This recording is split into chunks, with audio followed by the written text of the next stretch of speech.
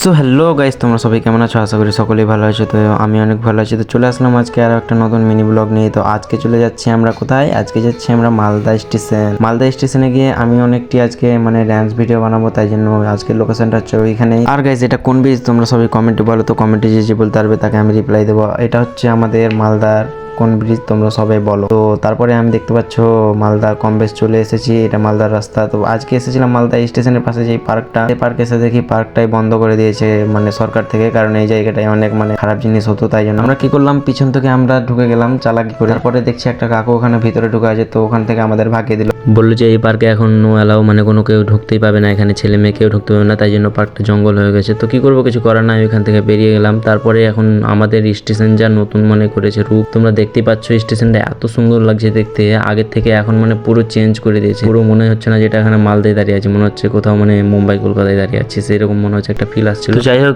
ভিডিওটা ভালো লাগে like comment share and subscribe করে দিও। বাই বাই, টাটা। If you leave me, I could die. I swear, you are like the oxygen I need to survive.